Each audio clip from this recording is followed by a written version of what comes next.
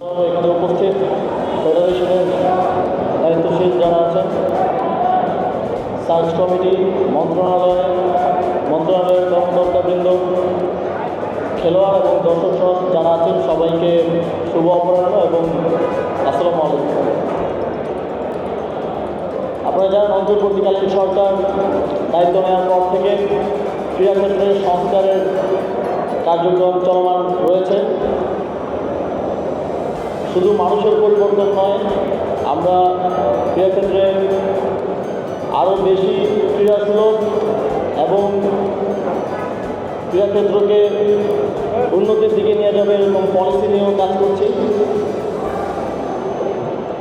ইতিমধ্যে আমরা কিছু উদ্যোগ গ্রহণ করেছি যে শুধুমাত্র যেই বড় বড় ফেডারেশনগুলো আছে তাদের দিকেই সবার নজর থাকে, কিন্তু আমাদের অন্যান্য স্পোর্টসগুলোতেও জাতীয় এবং আন্তর্জাতিকভাবে বাংলাদেশকে রিপ্রেজেন্ট করার, বাংলাদেশের জন্য সম্মান বয়ে আনার সুযোগ হয়েছে।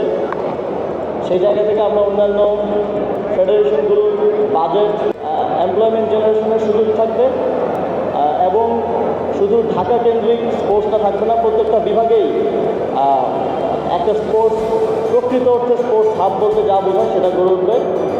এবং এক্ষেত্রে সবচেয়ে গুরুত্বপূর্ণ হচ্ছে স্পোর্টসে অংশগ্রহণ, পার্টিসিপেশন নিশ্চিত করা, জাতি, ধর্ম, বর্ণ, লিঙ্গ নির্বিশেষে সবার অংশগ্রহণ নিশ্চিত করা।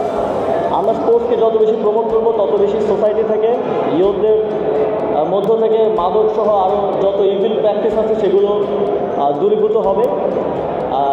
সুতরাং ভলিবল ফেডারেশনকে আবারও আজকের এই টুর্নামেন্ট আয়োজন করার জন্য ধন্যবাদ জানিয়ে, এবং আমি জানতে পেরেছি আপনাদের নেক্সট এবছরে